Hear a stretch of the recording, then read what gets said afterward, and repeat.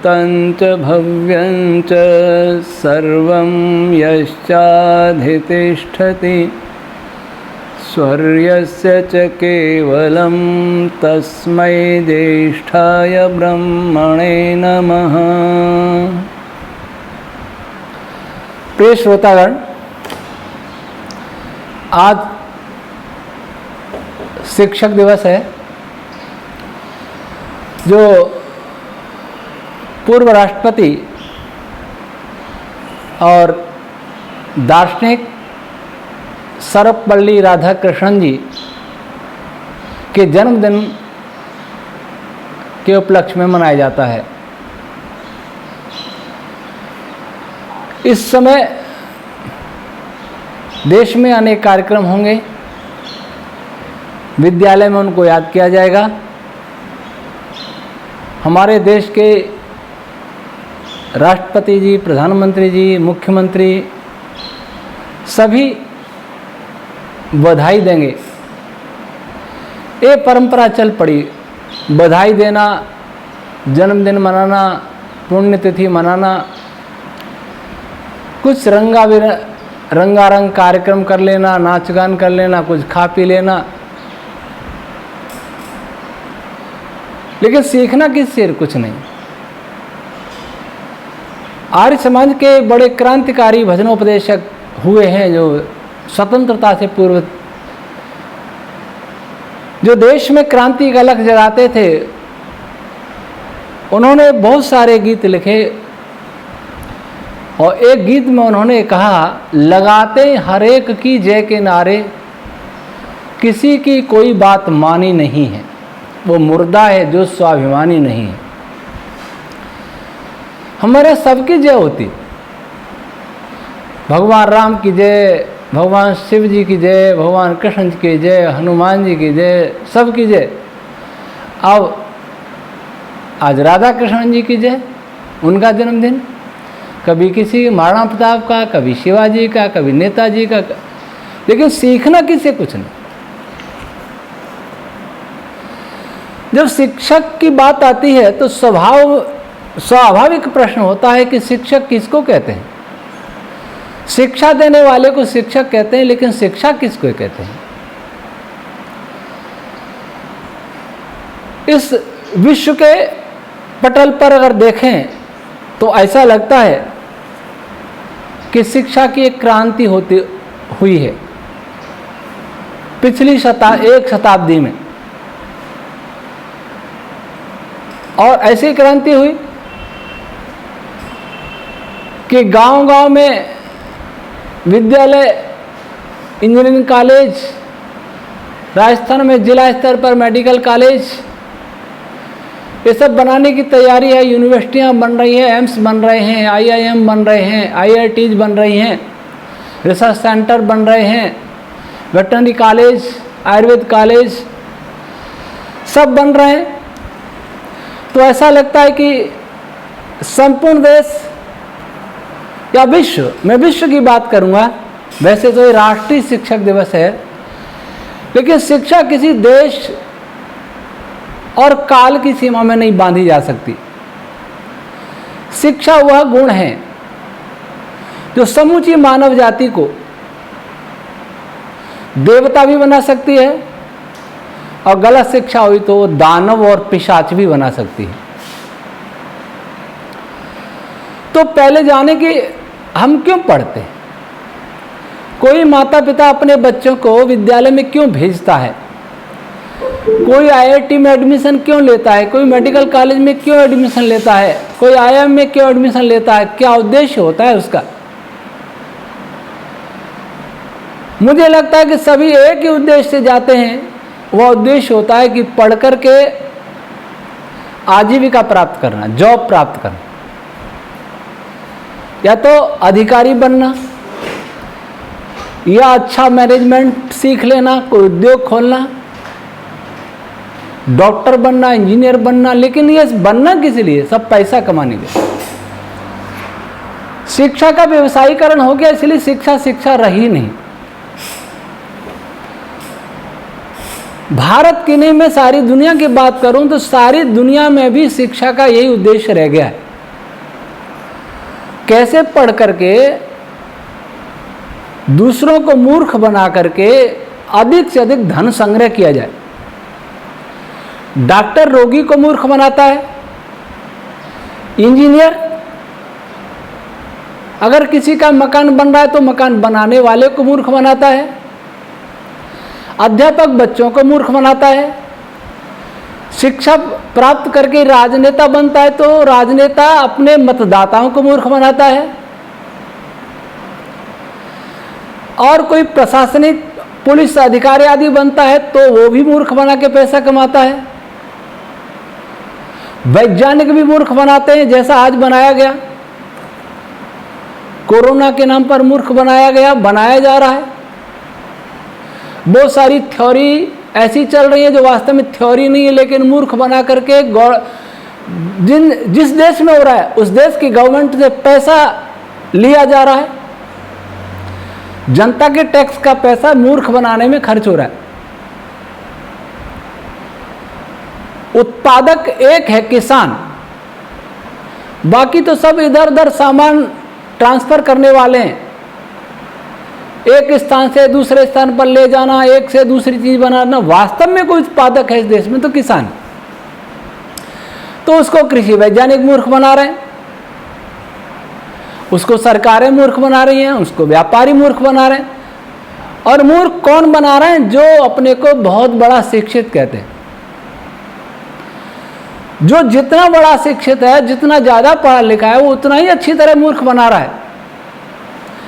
कई इंटरनेट कंपनियां मूर्ख बना रही हैं, कहीं वैक्सीन कंपनियां मूर्ख बना रही हैं, कहीं फार्मा कंपनी मूर्ख बना रही हैं, कहीं पेस्टिसाइड केमिकल इनकी कंपनियां मूर्ख बना रही हैं, कहीं मीडिया मूर्ख बना रहा है। मीडिया सबका सरताज, मीडिया मूर्ख बना रहा है। मतलब आज की शिक्षा का उद्देश्य रह गया अपने से भिन्न सभी को मूर्ख बना करके पैसा इकट्ठा करो।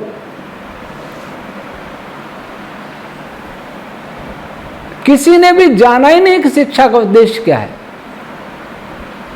और इसलिए नहीं जाना कि वो यही नहीं जानते शिक्षा क्या है। सूचनाओं का एकत्रीकरण को शिक्षा मान लिया गया। विज्ञान में भी अधिक जानकारियों का एकत्रीकरण ही विज्ञान जान लिया गया, वैसा नहीं है। गंभीर रिसर्च नहीं हो रहा है। सारी शिक्षा शब्द आडंबर तक सीमित है लगभग। आज की शिक्षा ऐसी है ही नहीं कि जो किसी बच्चे को, किसी व्यक्ति को संस्कारवान बना सके, धर्मात्मा बना सके, जितेंद्रीय बना सके, सदाचारी बना सके। ऐसी ये शिक्षा का कोई चैप्टर नहीं किसी भी शिक्षा में। बड़े बड़े शिक्षित, कोरोना काल में देखा, वैसे भी देखा, बड़े बड़े हॉस्पिटलों में रोगियों के गुर्दे निकाल लिए जाते हैं। कोई अशिक्षित निकालता है क्या? जो किसी का गुर्दा निकाल लेता है वो बहुत बड़ा सर्जन होता है। बहुत पैसा खर्च करके उसने पढ़ाई की है, और पढ़ाई की है तो पैसा निकालेगा, किसी का गुर्दा बेचेगा, किसी की आंख निकाल लेगा, किसी का लिवर निकाल लेगा, यही तो करेगा। बना क्यों डॉक्टर? कर्ज लेके डॉक्टर बना तो कहां से देगा वो? महर्षि दयानंद क्या कहते हैं शिक्षा के विषय में? जिससे मनुष्य विद्या आदि शुभ गुणों की प्राप्ति और अविद्या आदि दोषों को छोड़ के सदा आनंदित हो सके, वह शिक्षा कहलाती है।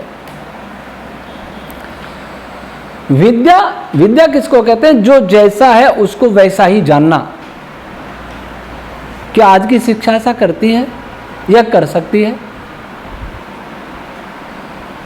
वास्तव में विज्ञान का उद्देश्य तो वही है कि जो जैसा है उसको वैसा जानना विज्ञान कहलाता है। और महर्षि दयानंद कहते हैं जो जैसा जानना है वैसा ही जानना विद्या कहलाता है, और जिससे विद्या प्राप्त हो वह शिक्षा कहलाती है।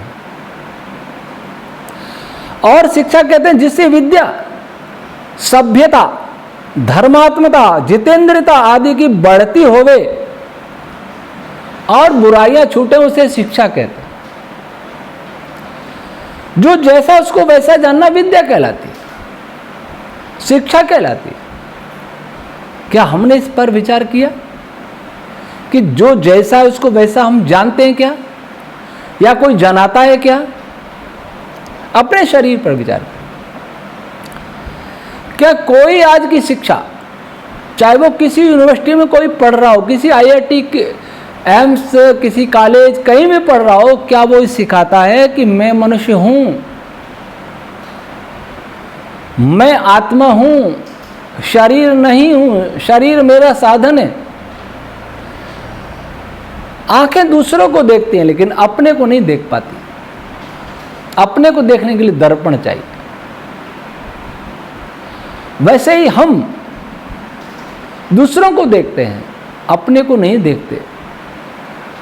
जन्म लिया और मर गए, लंबी जिंदगी जी, बहुत सारे भोग किए, लेकिन मरते समय भी ये न जान पाए कि हम क्या है, हम चेतन है, ऐसा नहीं जान पाए, क्योंकि ये शिक्षा का कोई भाग ही नहीं।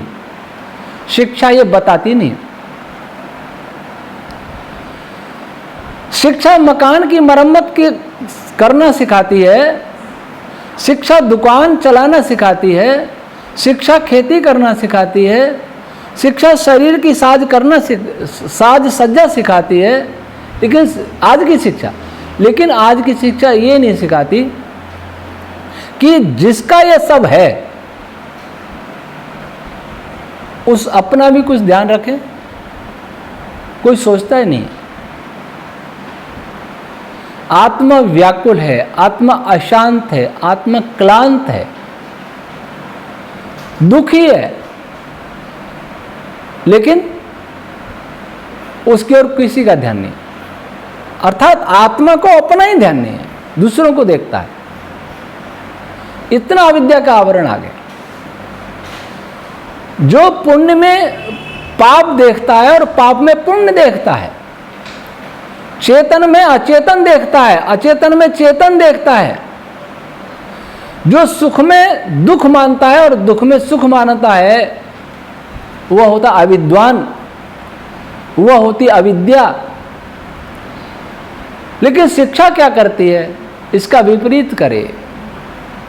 वास्तविक सुख को सुख समझे, वास्तविक दुख को दुख समझे, शरीर को शरीर समझे, आत्मा को आत्मा समझे, सृष्टि को जड़ समझे, सृष्टा को चेतन समझे। अर्थात सत्य, जिसे सत्य का बोध हो जाए, वह शिक्षा कहलाती है। बोध तो होगा जब होगा, लेकिन जो सत्य जानता है उसको भी बोलना, सत्य बोलना, यह भी शिक्षा नहीं सिखाती आज की। जिससे व्यक्ति धर्मात्मा बने, आचरणवान बने, सदाचारी बने, वह शिक्षा कहलाती है, और अपनी इंद्रियों पर विजय प्राप्त कर सके।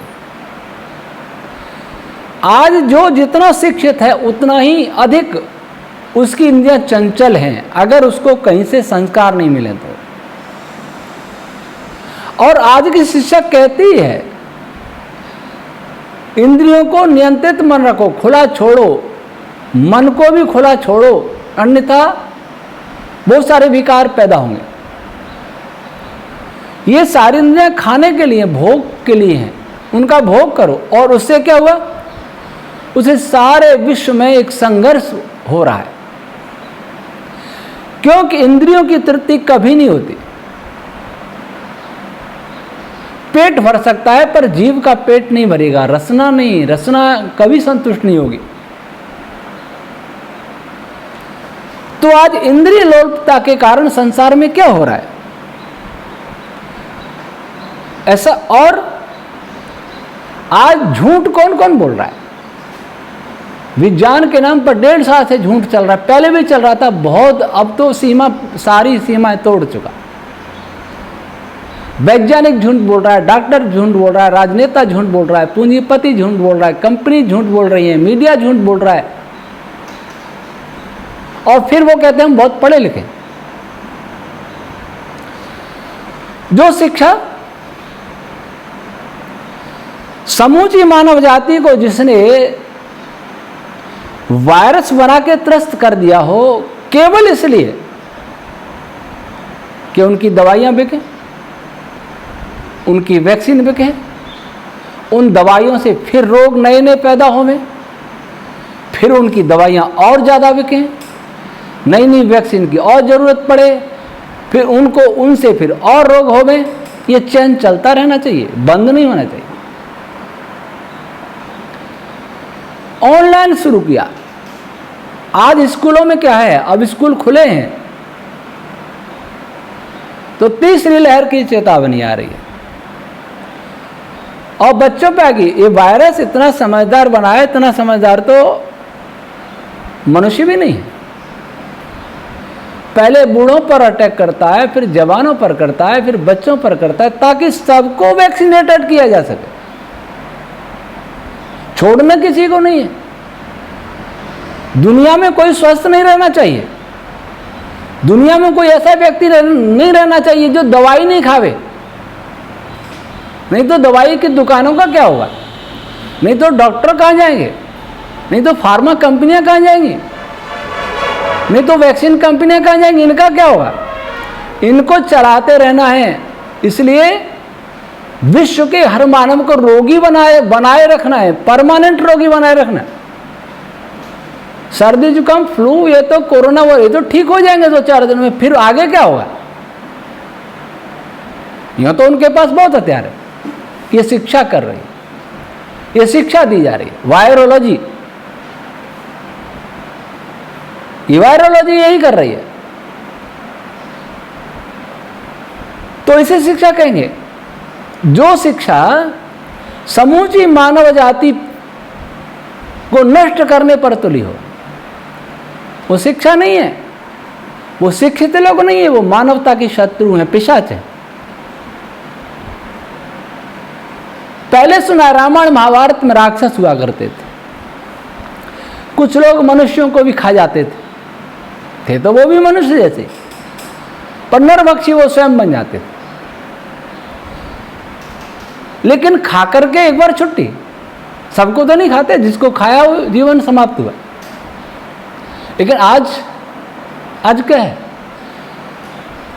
सबकी आयु बढ़ाना, लेकिन उनका अर्थ धीरे धीरे चूसते रहना, एक ऐसी बीमारी बना देना कि वो सारी जिंदगी डॉक्टरों के चक्कर लगाता रहे, कभी स्वस्थ न होवे, और वह पैसा दुनिया के चंद लोगों के पास, जो शिक्षित नहीं, जो कहने को शिक्षित हैं लेकिन हमारी दृष्टि में वो जंगली है,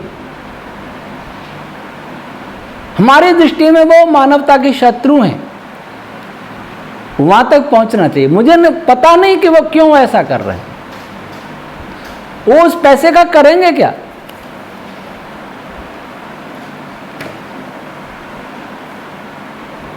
वे, मुझे लगता है कि अगर उनमें विद्या का प्रकाश होता, अगर वो शिक्षित होते, ऐसे शिक्षित जैसे ऋषि दयानंद ने कहा, तो वे कभी ऐसे पाप नहीं करते, तो वे सदा सबका कल्याण सोचते। उन लोगों ने सारे सरकारों को मूर्ख बनाया है, सारे सबको मूर्ख बनाया है अथवा खरीदा है। ये शिक्षा नहीं है।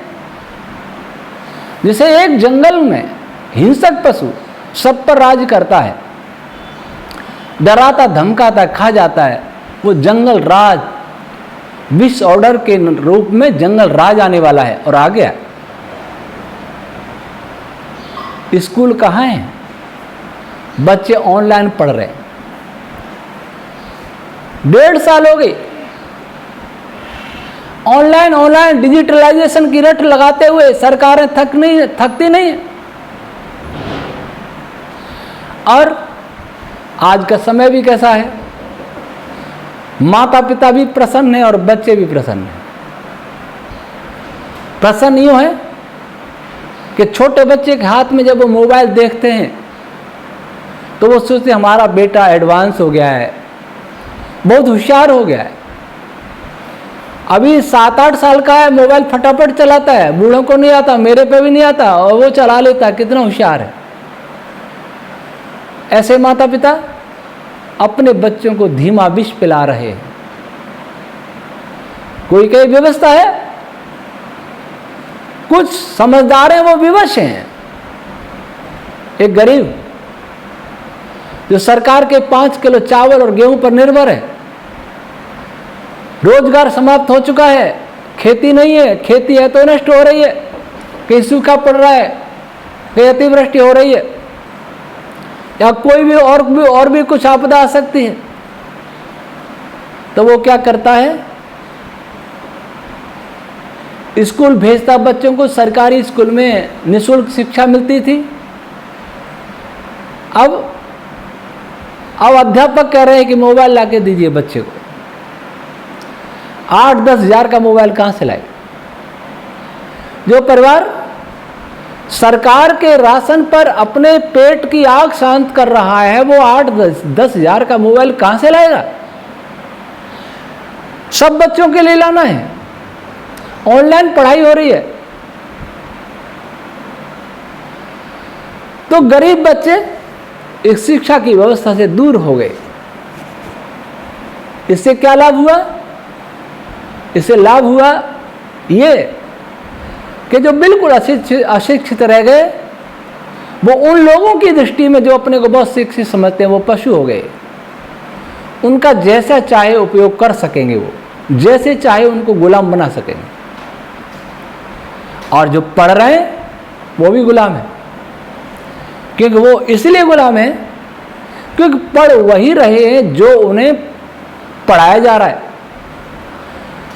जो कोई संकेत कर रहा है कि ये पढ़ना है, ये नहीं पढ़ना है, ऐसा पढ़ना है जिससे आपको अपने देश की संस्कृति, देश के इतिहास, देश के ज्ञान विज्ञान पर बिल्कुल भी विश्वास न रहे, उल्टा घृणा हो जाए, अविश्वास हो जाए। आज की शिक्षा ने विश्वासों को हिला दिया है। आज की शिक्षा ने अपने गौरव को मटिया मेट कर आत्मसम्मान को समाप्त कर दिया है। और आज की शिक्षा ने सदाचार से दूर कर दिया है, इंसानियत से दूर कर दिया है। तो जो पढ़ेंगे वो ऐसे हो जाएंगे और अनपढ़ होंगे वो बिल्कुल पशु हो जाएंगे। सब तरह से उनको लाभ है।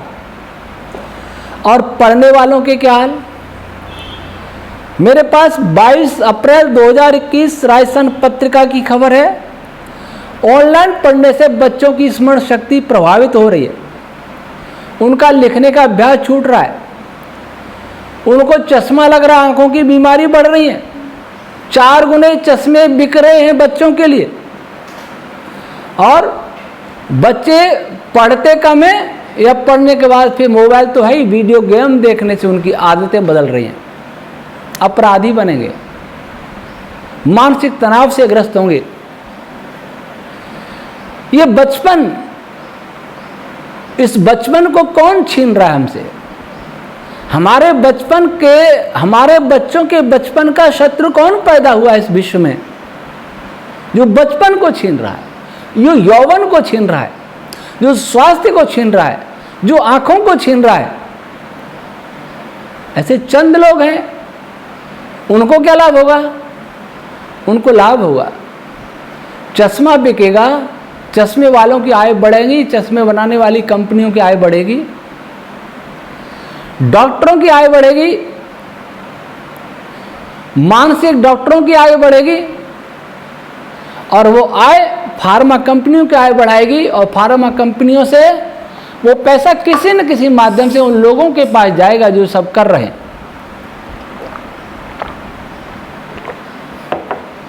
इसको शिक्षा कहते हैं।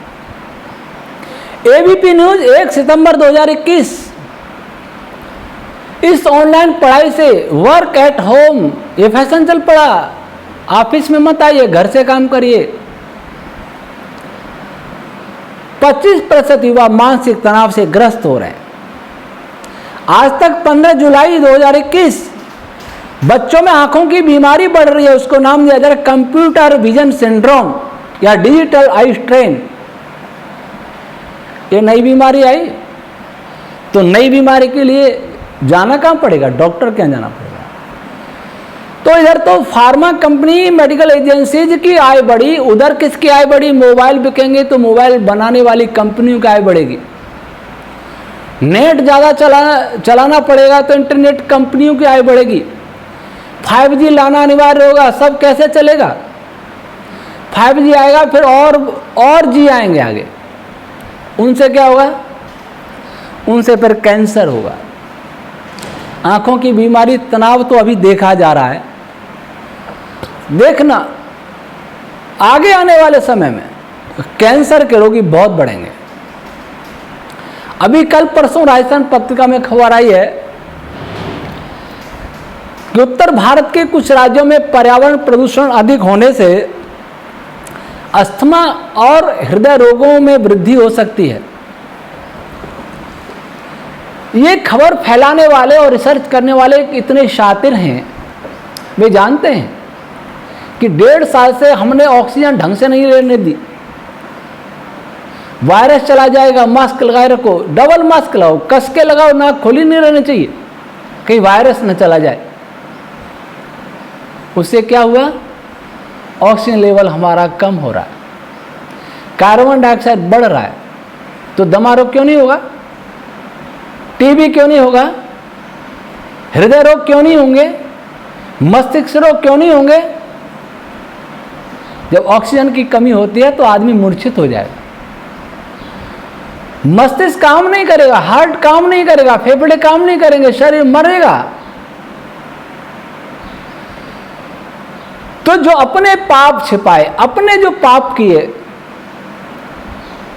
वे दवाइयां दी जिनसे हृदय रोग हों, वे दवाइयां दी जिनसे डायबिटीज बढ़े, वे दवाइयां दी जिनसे ऑक्सीजन लेवल, वे दवाइयां दी जिनसे गुर्दे खराब हों, मास्क लगवाए, ऑक्सीजन लेवल कम हो, फेफड़ों के रोग पैदा हो, टीबी दमा के रोगी पैदा हो, फेफड़े और शरीर की शक्ति क्षीण हो जाए, इम्यूनिटी कम हो जाए।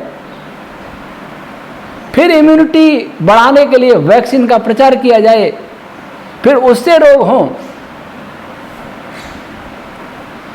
सब और लाभ किसको है? चंद पूंजीपतियों को, जो आकर्षण का केंद्र, सारी संपत्ति का आकर्षण का केंद्र, सारी संपत्ति पर ऐसे बैठे हैं जैसे सांप कुंडली मार के बैठ जाता है। क्या वो शिक्षित है? महर्षि दयानंद जी कहते हैं शिक्षा वह है जो सबका उपकार करे, अपना भी उपकार करे। लिखते हैं महर्षि दयानंद, जिससे पदार्थ का स्वरूप यथावत जानकर उसे उपकार लेके अपने और दूसरों के लिए सब सुखों को सिद्ध कर सकें, वह विद्या शिक्षा कहलाती है। अपना भी उपकार करे, दूसरों का उपकार करे, वह कहलाती है शिक्षा। लेकिन जो धन के लिए ऐसा कर रहे हैं वे शिक्षित नहीं है, अशिक्षित हैं, जंगली हैं। न तो वे सोच रहे होंगे कि वे अपना उपकार तो कर रहे हैं।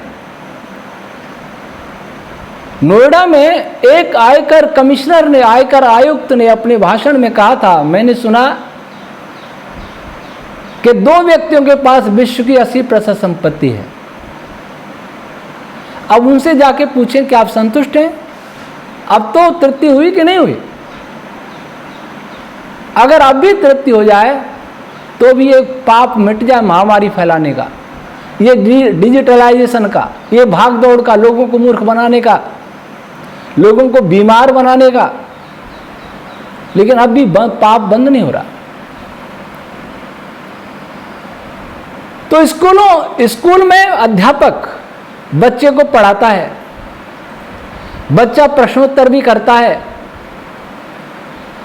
अध्यापक का कर्तव्य, आचार्य का अर्थ होता था जो स्वयं आचरण करे और बच्चों को आचरण सिखाए, ब्रह्मचारी को आचरण सिखाए, वो आचार्य कहलाता था। लेकिन आज शिक्षक से बच्चों को दूर कर दिया गया है। इसका दूसरा प्रभाव अभी नहीं दिखाई दे रहा है।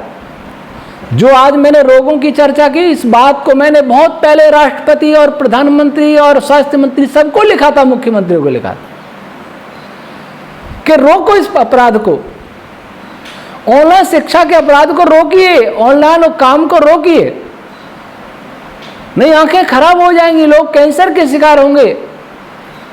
लोग मानसिक तनाव से ग्रस्त हो जाएंगे। बहुत सारी भी मास्क के साइड इफेक्ट को भी बताया था, पर नहीं सुनता कोई,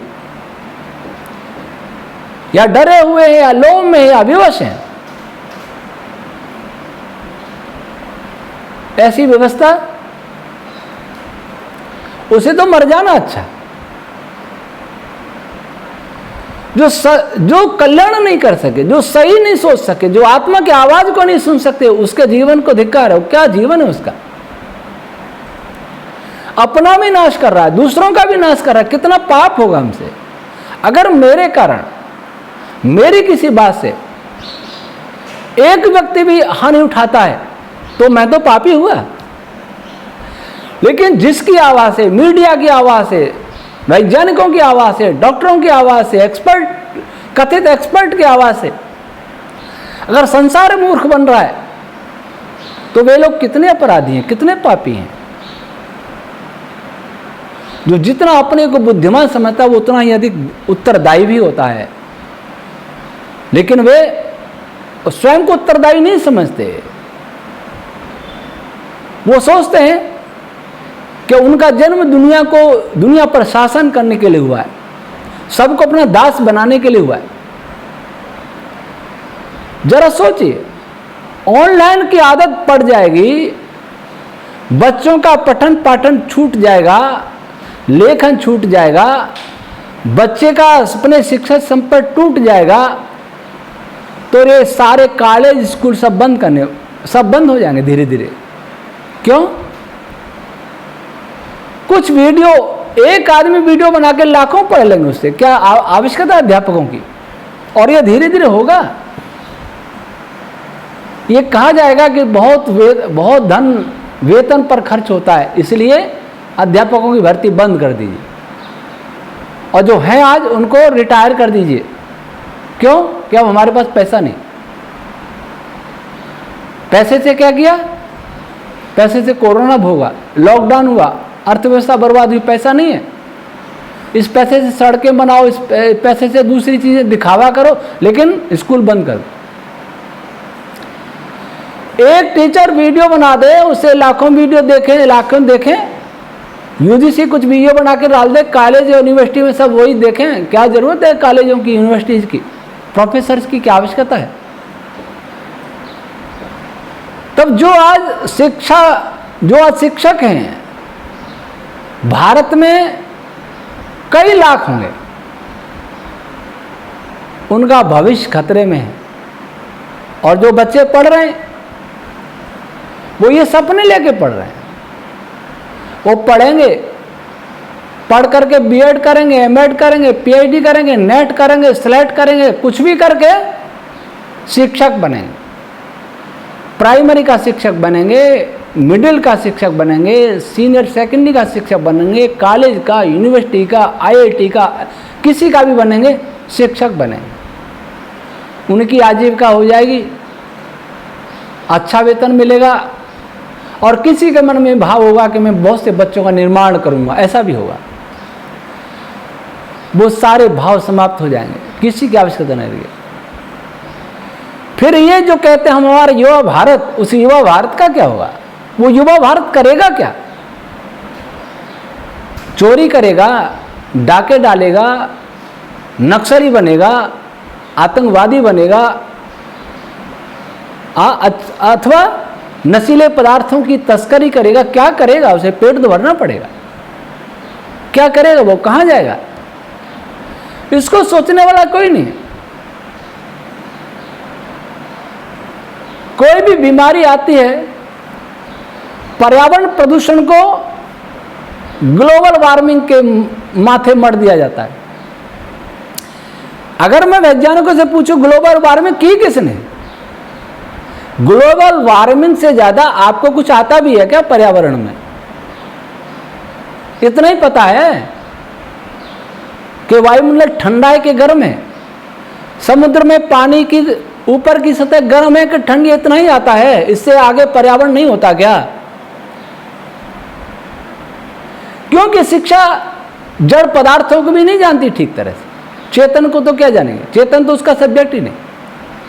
सत्य, न्याय, दया, करुणा, प्रेम, भ्रातृत्व ये शिक्षा का सब्जेक्ट ही नहीं, तब अनाचार पापाचार तो वैसे ही फैलेगा।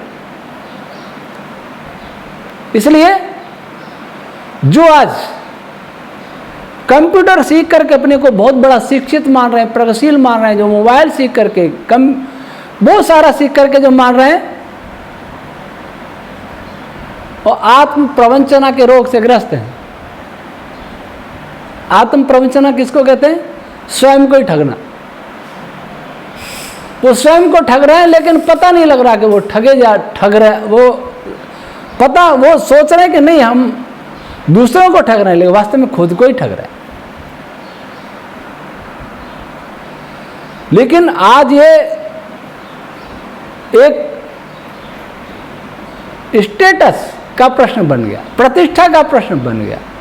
ये होना चाहिए देश की प्रतिष्ठा, और इसमें सरकारी मशीनरी को इसके प्रचार में ऐसा तैनात कर दिया है कि जो जितना झूठ प्रचार करता है उसको उतना ही सम्मानित किया जाता है। किसी को एसडीएम सम्मानित कर रहा है, एसडीएम को कलेक्टर सम्मानित कर रहा है, कलेक्टर को मिनिस्टर सम्मानित कर रहा है, मिनिस्टर को पीएम सम्मानित कर रहा है। सब सम्मान के होड़ में खूब पापाचार मच रहा है। काश आज राधा कृष्णन जी होते तो इस शिक्षा पर रोते। काश आज महर्षि दयानंद होते तो इस कुशिक्षा पर आंसू बहाते, परंतु आज वे नहीं है। आज कोई ऋषियों की शिक्षा पद्धति को पुनः लाने के लिए सर्वस्व न्यौछावर करने वाला कोई महात्मा मुंशी राम, जो बाद में स्वामी श्रद्धानंद बने, वो अभी नहीं है। आज कोई चाणक्य जैसा शिक्षक नहीं है। ऋषियों की तो बात ही क्या करें। संपूर्ण विश्व एक जेल खाना है। दुनिया के 8 अरब लोग जेल खाने में रह रहे हैं, और जेल खाने में क्या होता है? मैंने सुना कुछ सीनियर कैदी जूनियर कैदियों को बहुत परेशान करते हैं, उनको लूटते हैं। तो जो हमें मूर्ख बना रहा है, जो हम पर डंडे से शासन कर रहे हैं, बौद्धिक डंडे से शासन कर रहे हैं, वे भी कैदी हैं वास्तव में। वो हमें मूर्ख बना रहे हैं, लेकिन वो भूल गए कि वो भी किसी के दास हैं, वो भी कैदी हैं। जेलर तो 2, 4, 10, 20, 50, 100 ही होंगे, जो दिखते ही नहीं है, कहां बैठते हैं। काश हम शिक्षा को वास्तव में समझ लेते, सत्य और असत्य को वास्तव में समझ लेते, सत्य असत्य का भेद करना सीख जाते, तो हमारा स्वाभिमान मर नहीं गया होता। हम बुद्धि के दास या दिवालिया नहीं हो गए होते। हमें कोई कैदी नहीं बना सकता था। लेकिन जब कैदी बनने में ही खुश हो रहे हैं, तो उनको कैद से कोई मुक्त कर भी नहीं सकता। जब रोग कोई दवाई समझ ले, उसको कोई ठीक नहीं कर सकता। दुर्भाग्य से रोगियों ने भी रोग को दवाई समझ लिया, और दूसरा दुर्भाग्य कि कोई सच्चा डॉक्टर और शिक्षक भी इस विश्व में दिखाई नहीं देता, और जो कुछ है वो चिल्लाते रहे, उनकी कोई सुनता नहीं। उनकी आवाज किसी को जचती नहीं, कोई सुनता नहीं, लेकिन फिर भी वो कर्तव्य निभा रहे हैं। इसलिए धन्यवाद के वे पात्र अवश्य हैं। चाहे मेरी बात कोई सुने अथवा नहीं सुने, मेरे जैसे और भी जो बोल रहे हैं, उनकी बात कोई सुने अथवा नहीं सुने, लेकिन हमें इतना तो लगता है कि हम अपना कर्तव्य पूरा कर रहे हैं। और इस कर्तव्य पूरा करते करते कोई हमें मार भी दे, तब भी संतोष ही होगा कि मरे भी तो अपना कर्तव्य निभाते हुए मरे। संसार के 8 अरब लोगों का कल्याण चाहते हुए मरे, मन से भी किसी को पीड़ा नहीं पहुंचाने की इच्छा की, ऐसा जीवन जिया, यह तो संतोष होगा। सुधार पाए न सुधार पाए, इस पे वश हमारा नहीं है। जिसको सुधारना चाहते, जिनको सुधारना चाहते, उनकी आत्मा, उनकी इच्छा मर गई हो, तुम कर भी कह सकते हैं। मैं किसान हूं और विद्या का बीज बोना चाहता हूं, सच्चाई का, भलाई का, धर्म का बीज बोना चाहता हूं, मानवता का। लेकिन जब मेरे जैसे मानव दिखाई देने वाले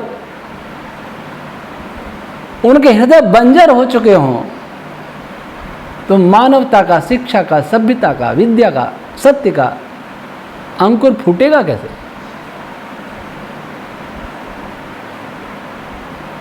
हम सोचें कि क्या हम वास्तव में शिक्षित हैं? कोई पढ़ लिया, बहुत पढ़ लिया, आज की शिक्षा में पीएचडी कर लिया, पोस्ट डॉक कर लिया, डीलिट कर लिया, डी फिल कर दिया, कुछ भी कर लिया, उस विद्या का उसके जीवन में कितना महत्व है? अगर उसको जॉब नहीं मिले तो क्या अपना पेट भी भर सकता है वो? हमारी शिक्षा ने बड़ी बड़ी बिल्डिंगें बनाई। बिल्डिंग, मकान किस लिए होता है? बाहर से आए तो मकान हमें गर्मी से राहत दे सके, सर्दी से राहत दे सके। लेकिन इस शिक्षा ने ऐसे मकान बनाए, मैं भी ऐसे ही मकान में बैठा हूं, गर्मी में बाहर से आएंगे तो अंदर तपेगा। जब तक कूलर, पंखा और मान अगर एसी नहीं हो तब तक मकान में रह नहीं सकते, मर जाएंगे जल के गर्मी के दिनों। जिस उद्देश्य से मकान को बनाया था वो तो पूरा नहीं हुआ। क्यों ऐसे मकान बनाए? इसलिए बनाए ताकि बिजली कंपनी, उनको भी तो रोजगार देना है। कूलर बनाने वाली कंपनी, पंखा बनाने वाली कंपनी, एसी बनाने वाली कंपनी, वो क्या खाएंगी? उनके बिना जी नहीं सके ऐसा मकान बनाना। जो आर्किटेक्ट भी फलेगा फूलेगा, सीमेंट कंपनियां भी फूलेंगी फलेंगी, और बिजली कंपनियां, टेक्नोलॉजी वाली कंपनियां भी फूलेंगी फलेंगी। सबको तो मिलना चाहिए ना। मकान बनाने वाला भले ही जिंदगी भर कर्ज में डूबा रहे, और जब सर्दी में आए तो मकान होता है सर्दी में आके रात में, लेकिन लेगा ना फर्श पर नंगा पैर रखो तो वो भी बर्फ जैसा ठंडा हो जाता, पत्थर का। ये शिक्षा ने तो किया। तो फिर हीटर भी तो चाहिए, नहीं तो हीटर बनाने वाली कंपनियां क्या होगी, वो क्या करेंगे? उनको भी लाभ मिलना चाहिए। लूटने में सबकी भागीदारी होने, सबकी मतलब पूंजीपति, सारे पूंजीपतियों की भागीदारी होनी चाहिए। फिर पूंजीपति लूट लूट के महापूंजीपति, महालुटेरे को पैसा भेजेंगे। और देखेंगे आप शहरों में फर्श, गांव में भी इतना चिकना होगा कि कितने ही बूढ़े लोग गिर जाते हैं फिसल के, और किसी का कूल्हा टूटता है, किसी का घुटना टूटता है, कोई सिर फूटता है, कोमा में जाते। मेजर जसवंत सिंह जी जो विदेश मंत्री रहे, वित्त मंत्री रहे, स्नान घर में फिसले, अभी तक कोमा में शायद, कितने वर्ष हो गए। तो मकान बनाने वाले कौन? ये आर्किटेक्ट। उनको भी लाभ हुआ, ऐसा मकान बना, अच्छा लगा, बहुत सुंदर, चेहरा दिखना चाहिए। घुटना टूटेगा तो क्या है, दूसरा घुटना डलवा लेंगे, डॉक्टर को खर्ची तो 2-4 लाख 10-20 लाख खर्च कर देंगे, और गरीब होगा तो मर जाएगा, क्या फर्क पड़ता है? गरीब तो वैसे ही पशु है। पशु के मरने में, गरीब के मरने में अंतर ही क्या समझता है पूंजीपति? तो कहीं सब मिली भगत तो नहीं है। हम सीखते कहां से ये सब? कैसा मकान बनाना है, कैसी रोड बनानी है, कैसे कपड़े पहनने हैं, कैसा खाना खाना है, कैसा बाथरूम बनाना है, ये सीखा कहाँ से? कौन सिखा रहा है? सारी दुनिया में सब एक रूपता आ कैसे रही है? कौन ला रहा है इस एक रूपता को? इसके पीछे है कौन? कौन शरारती मस्तिष्क है जो सबको एक जैसी जिंदगी सिखा रहा है? और ऐसी जिंदगी जो खर्चीली हो, जो बीमार करने वाली हो, जो कमजोर बनाने वाली हो। और वो खर्च जाएगा कहाँ? उनके पास जो ये सिखा रहे। ये शिक्षा है। बादाम खरीद के लाया मैं, किसी ने बताया इसमें से तेल निकाल लेते हैं और बादाम वैसा का वैसा रहता है। ये टेक्नोलॉजी बनाने का विचार किसके मन में आया कि बादाम से तेल भी निकाल लो और बादाम दिखे भी नहीं, अर्थात धोखाधड़ी के लिए। ये शिक्षा धोखाधड़ी सिखाती है। इस टेक्नोलॉजी बनाने के पीछे क्या उद्देश्य रहा होगा सिवा धोखाधड़ी के? जो चोरियां कर रहे हैं, किसी की साइड हैक करके पैसा निकाल रहे हैं, वो कौन है? वो बड़े शिक्षित लोग हैं। यही तो शिक्षा सिखा रही है। आज न कोई शिक्षा दिखाई देती है, न कोई शिक्षक दिखाई देता है, सब लुटेरे दिखाई दे रहे हैं। और जो अच्छे हैं भी शिक्षक, वे दुखी हैं, परेशान हैं। वो चाहते हैं विद्यालय खुले, बच्चे आवे, उनको संस्कार दें, लेकिन कब तक खुलेंगे नहीं कह सकता। एक भी बच्चे को जुकाम खांसी हुआ, स्कूल बंद, तो वैक्सीन लगवाओ सब। फिर ये सारा दोष किस पर मरेंगे? स्कूल खुलने पर। बच्चे इकट्ठे हुए इसलिए ये बीमारी बच्चों में आई, इनके वैक्सीन लगाओ। ये टूटना चाहिए। जाल का एक भी तंतु टूटना नहीं चाहिए, सबको ढकना चाहिए, सब इतना फैलना चाहिए मजबूती से कोई निकल ना पावे। दुर्भाग्य से हम सब लोग उस जाल में फंसे हैं। कुछ लोग छटपटा रहे हैं, कुछ लोग खुशी मना रहे हैं फंस करके भी। वे नहीं पता कि जाल में पक्षी फंसता है तो उनको शिकारी ले जाता है और मार के खा जाता है। और जाल में फंसा हुआ पक्षी, पिंजरे में फंसा हुआ कैद गया हुआ शेर, यह सोच ले कि वो अच्छा है, बहुत सुखी है, तो उसकी मूर्खता है। वैसा ही हम मूर्खता बड़ा जीवन जी रहे हैं और अपने को बहुत शिक्षित कह रहे हैं, बहुत समझ रहे हैं, हमारे पास बहुत डिग्रियां। किस काम की हैं डिग्रियां? जो डिग्री तुम्हें रोटी नहीं दे सकती, जो डिग्री तुम्हें कपड़ा नहीं दे सकती। अगर जॉब नहीं लगे तो कहां से खरीदेंगे कपड़ा? क्या बना सकते हैं? मकान नहीं बना सकते, कपड़ा नहीं बना सकते, रोटी पैदा नहीं कर सकते, खेत में हल नहीं चला सकते, पशु नहीं पाल सकते, पेट भर ही नहीं सकते। डिग्रियां लेके घूमते रहो, और डिग्री वाले बहुत घूम रहे हैं हमारे देश में, तो कोई नहीं पूछता। 8-8, 10-10 हजार पर अच्छे पढ़े लिखों को नौकरी दी जा रही है, शोषण किया जा रहा है उनका। कोई पूछता है क्या? हम सोचते बहुत रोजगार दे दिए। जिनको रोजगार दिए उनकी हालत भी देखिए ना, कैसे विदेशी कंपनियां, कैसे स्वदेशी कंपनियां, कैसे पूंजीपति उनको लूट शोषण करते हैं उनका, युवकों का। ये किसी को ध्यान है क्या? कोई ध्यान देने वाला नहीं। क्यों? कि देश में शिक्षा नहीं।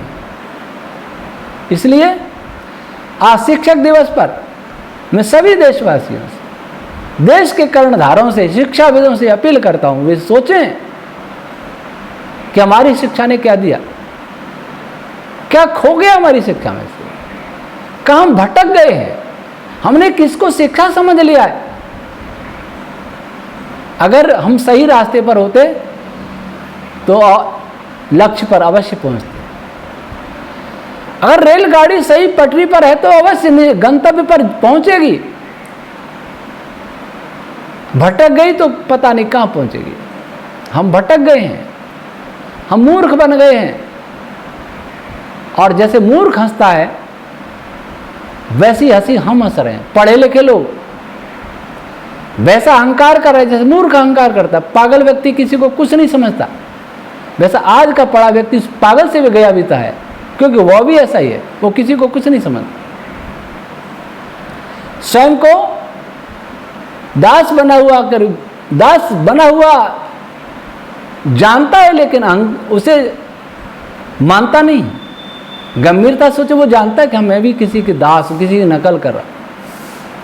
तो आए आज शिक्षक दिवस पर हम शिक्षा की उन परिभाषाओं पर विचार करें जो ऋषियों ने दी हैं, महर्षि दयानंद ने दी हैं। हम डॉक्टर राधा कृष्ण जी के जीवन पर भी विचार करें, उनकी शिक्षाओं पर भी विचार करें। लेकिन सही विचार तो ऋषियों की शिक्षाओं पर विचार करने से ही होगा।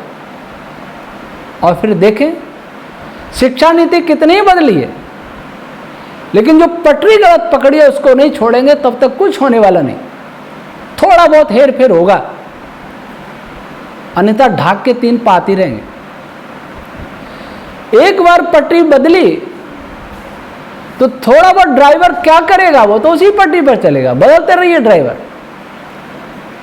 कोई तेज चला लेगा, कोई जल्दी धीरे चला लेगा, यही करेगा और कुछ नहीं करेगा, हट नहीं सकता। इसलिए आत्मनिरीक्षण की आवश्यकता है, गंभीरता से आत्मनिरीक्षण की आवश्यकता है। क्या हम भटक गए? क्या हमारी शिक्षा भटक गई है? और जैसी भटकी हुई थी वो भी बंद हो गई है। सारे शिक्षण संस्थान बर्बाद हो गए हैं, बच्चे दूर चले गए शिक्षा से, गरीबों के बच्चे बिल्कुल खत्म हो गए। उनका क्या करना है? वे भी इस देश के नागरिक हैं, वे भी संसार के नागरिक हैं, उन्हें भी जीने का उतना ही अधिकार है जितना धनपतियों के बच्चों को है। उन्हें भी सोचने का, अपने सपने पूरे का उतना ही अधिकार है जितना अमीरों के बच्चों का अधिकार है।